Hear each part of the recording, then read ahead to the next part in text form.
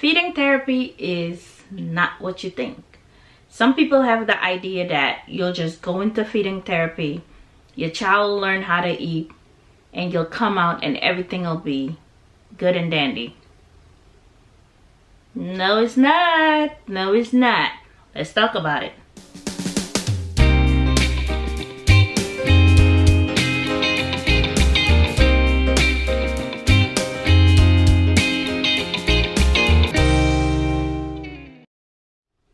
Hey special family, welcome back to another video. If you're new here, hi, I'm Autism Mom, and on this channel we talk about autism and everything in between.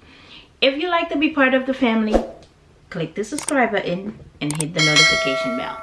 So I've gotten a message to do a more in-depth video on feeding therapy, and I think I have to do it because people have a different thinking or expectation of feeding therapy. But when you actually go through feeding therapy, you see it's nothing that you thought it would be.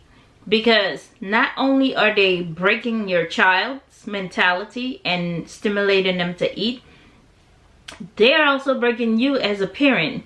You're gonna go through a couple of mental phases where you think this is a lost battle, and then it turned out that the battle is not yours. So let's go to the computer so I can give you an idea of what feeding therapy looks like.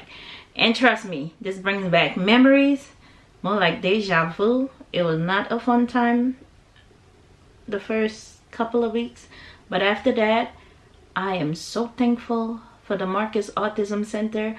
I am so grateful for the person who referred me to them, and I am happy such a thing as feeding therapy exists. So let's do a before and after. Before Ramsey went to feeding therapy, he looked like this. Yep, very skinny, losing weight. He ate 3 or 5 things, and that's all he ate. And none of them were healthy. None, not one. But that's all he ate. And at some point, I was just losing my mind, because if you didn't have what he ate, he would rather starve than try something new. And that was just making me crazy. But thanks to feeding therapy, his palate changed, his appetite changed, and now here we are. Now he looks like this. Yeah. So let's go to the computer and let me show you what a feeding therapy video looks like. Hey guys, so we're on the computer screen and we'll take a look at what feeding therapy actually is. So this is a video from the Marcus Autism Center. That's the place in Atlanta where Ramsey went to feeding therapy and where he learned how to eat a variety of foods. So when I say a variety, I mean starch, vegetables, fruits, and dairy like yogurt and stuff.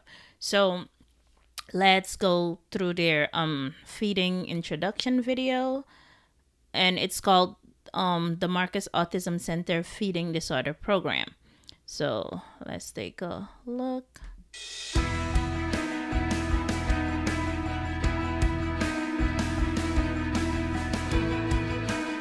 The Feeding Disorders program is designed for children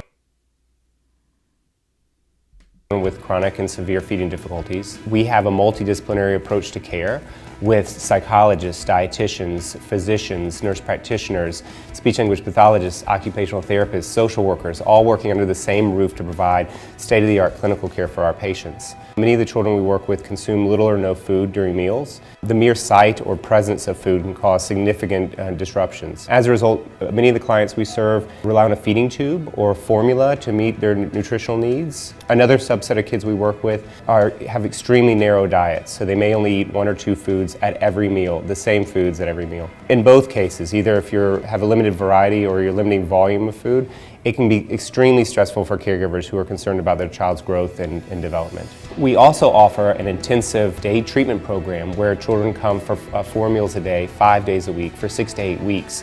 This allows treatment to have a huge impact in a short period of time for children who otherwise would be struggling with feeding on a day-to-day basis at their home. We've been designing new innovative clinical models that allow parents to be the lead therapist and our treatment team to provide them with tools to be able to do our treatment in the home setting. So if you looked at the video, it gives you an example or an explanation of what feeding therapy looks like.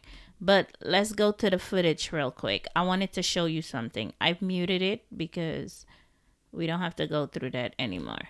So the Marcus Autism Center takes 8 kids at a time.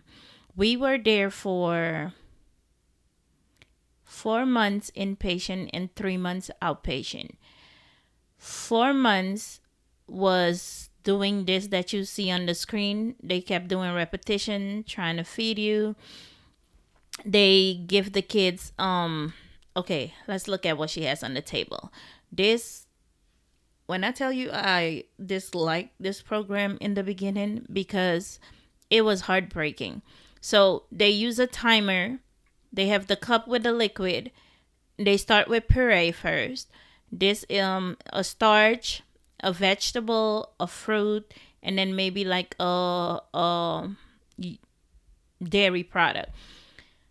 My problem was Ramsey did not want to eat. It took these people, man, they had to break my child. When I tell you break them, they had to break them because he would sit there and give them hell. He would stick his tongue out and let that food roll off. The first week, he literally starved himself. And all I kept doing was crying and crying and crying until one of the ladies that was there, she has twins, and this was her second child that was going through it. She had to talk me into give them a chance. Let them do what they do. I know it's hurting you right now, seeing him starving, seeing him crying and in pain because he wants to do what he wants to do. But once they break him, you will see a change. And I had to give in and let them break him, even though I was pretty upset. But these containers, I had to get them from Kroger's. And they would sit there from 8 in the morning to 4 in the afternoon doing meal times. And I think I found another one where, let me show you this one. Let's see, this one. This is from a different company. This is a day feeding program.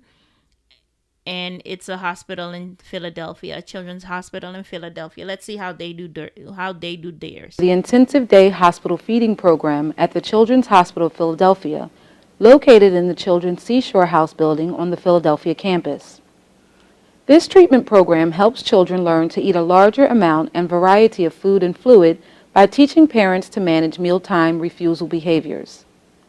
We see a variety of children who resist eating for a number of different reasons, including medical problems, developmental issues, and sensory issues. Most children stay in the program a total of 4 weeks, coming into the hospital every day, Monday through Friday. Families need to arrive as early as 8 a.m. and typically leave by 4 p.m. During that time, children participate in 3 feeding therapy sessions. Okay, let's pause there. That is true. We went 8 in the morning to 4 in the afternoon for 4 months straight, Monday to Friday. Someone had left a comment under one of my feeding therapy videos and said, why am I giving my child electronics? Why electronics is not good for him, this, that, and the third. As you can see in this video, the guy is rewarding her with a toy for taking her bite. That's how they say it in feeding therapy. In Ramsey's case, the toy that he chose was the iPad. And the kids get to choose what toys they like to play with. They'll put them with a bunch of toys, and whatever toy is their favorite, that's their reward system. So it's not like we, like as autism parents, are just sitting there spoiling our child with whatever you see them with. We have to find a way to have these kids eat. And in order to have them eat, we have to reward them because their brain works different than yours. If you reward them with something, then they think, oh, it's a good thing. So I have to keep doing this to get that. So let me keep doing this so I can get that. That's how that works. A day. At first, children eat in a one-on-one setting with a trained feeding therapist who uses a strict set of mealtime rules. So while they're doing, for the first 2 weeks, Ramsey had one-on-one meals with the therapist. And in front of the therapist and this girl is a glass mirror. And there's an observation room behind it. Behind the glass mirror, the parent will be there to watch how this goes so the parent can learn how to do this. Because once you go home, you still need to follow the routine. You still need to do whatever they were doing in the therapy session. And you observe behind the glass with a psychologist, and there's a whole team behind that glass. And they make notes and data, and you as the parent observes, because after a while, you will be sitting there to do this. You will initially be observing these therapy sessions from an observation room. By the end of the program, you will be taught to use the same rules so that your child will continue to eat in this same way at home. Each day, you and your child will check in at the day hospital room. There is a TV, an outside play area, tables, chairs, and cubbies for personal belongings in this room. Think of it as... Oh, Jesus. At the Marcus Autism Center, we had like rooms. We had cubbies and all of that, but we had actual rooms with the kid's name on the door, and your personal belongings went into a room. I thought that was very, very well thought out, that they had actual rooms for the parents, because some of the kids are in Pampers. Nobody wants to sit in the day room with everybody else to change their child, because these weren't babies. These were like kids. So yeah, so I think everywhere is different, but at the Marcus Center, the kids had actual rooms. I think we were here. Okay. There is a TV, an outside play area, tables, chairs, and cubbies for personal belongings in this room. Think of it as your home base. In the day hospital room, you will meet a nurse and other staff members. The day hospital staff is there to provide you with useful information about the hospital and general information about your admission. One of the biggest challenges of the day hospital program is the amount of unstructured time in between feeding therapy sessions. These feeding therapy sessions are scheduled 3 hours apart to make your child as hungry as possible. Your child may also participate in supportive therapies, such as oral motor therapy or occupational therapy. However, these sessions are typically scheduled no more than 1 to 3 times per week. Okay, so we did, with Ramsey, he didn't have to go through that, the occupational therapy and the motor skills. Like some kids, they didn't know how to chew and they would choke on the food, so they needed to work on that part, the chewing, teaching them how to chew. In Ramsey's case, he knew how to chew, he knew how to bite, he knew how to swallow, but he chose to bite and swallow what he wanted to or what he liked. And nutrition-wise, he was declining. There was another video that I wanted to show you guys, and it's a success story. Okay, so this one is a success story, and at the end of the therapy, this is how it looked for Ramsey, only with solid foods. He was eating 4 different textures, solid food, and he has been ever since. He's 10 years old now, and he went to feeding therapy when he was 5. So let's see how it worked out for this mom. So we have yogurt. I'm going to give you 3 bites, okay? Take your bite. A feeding disorder is characterized by a child's inability or refusal to eat sufficient variety or volume of foods to sustain their nutritional growth or psychosocial functioning. A feeding disorder program, especially ours at the Harris Center, is really focusing on decreasing problematic mealtime behavior and increasing oral intake by mouth. Kingland is our youngest of our 3 children. He's very vibrant, but also he's very stubborn. I feel like there's no barriers that with autism that kind of restricts him. Like you can see his personality shine through, whether that he's always smiling. He was a picky eater. So he was eating the same things over and over and over again. And usually if you put something in front of a child, more than likely whether it's broccoli or something that they dislike, they still eat it. And he wasn't. So we never had an issue with his weight or anything of that nature. He was always over the percentile. However, we knew that he was putting himself in an isolated category when it came to certain foods, and it was restricting us as parents to feed him, and we didn't know like pretty much where to go from there. The goal of the program is to train parents on how to get their child to eat a variety of foods at a decent, age-appropriate volume in a variety of settings. It's definitely worth coming here, investigating it, giving it a shot, having more than 1 or 2 visits, and actually really trying to stick through the entire thing. Trying to really get into it to see the professionalism, the way your child will change, the way your child will embrace change, which is difficult for people who are on the spectrum because they like things to go a certain way. And it'll help them in their overall development. And that's what I took from this more than anything. It was, to me, beyond just feeding therapy. It actually helps them to be a better person. To see my son eat a whole banana, like to an individual who has a neurological child, that may not be something. But for us to have a child on the autism spectrum to eat like an entire meal. And to see my son eat an entire meal that is offered a vegetable, a fruit, a starch, whereas it's just not Chick-fil-A. That speaks volumes to me.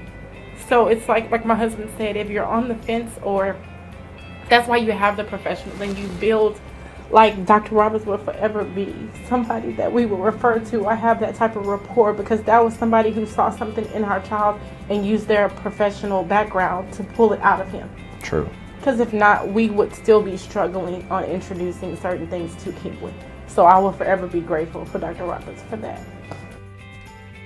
That was awesome. And that's exactly how I felt at the end of the 4 months. My son went from eating 3 to 5 things, which were none of them were healthy, to eating a vegetable, a starch, fruit, yogurt.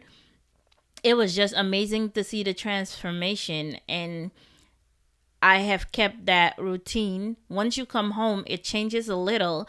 They try to go back in their old way, but you as the parent have to keep on pushing that what you've learned in feeding therapy on them, or else they'll reverse and go back into their own way. And I was not having it. I kept the vegetable, the starch, and the yogurt and the fruit in there.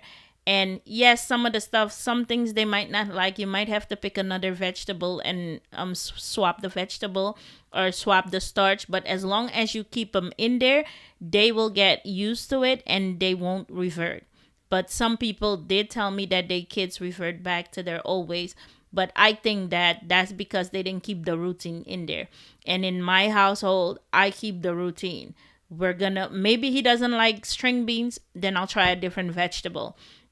Maybe he doesn't like eating it separately, I put it in his mashed potato. Like, I come up with different ways, but I keep it in there. So for all you parents who are considering getting your child into feeding therapy because your child won't eat, and sometimes they try to starve themselves because you're trying to give them something healthy, and they're trying to prove a point to you that I'm not gonna eat it. So you can try all you want. I'd rather starve than eat it.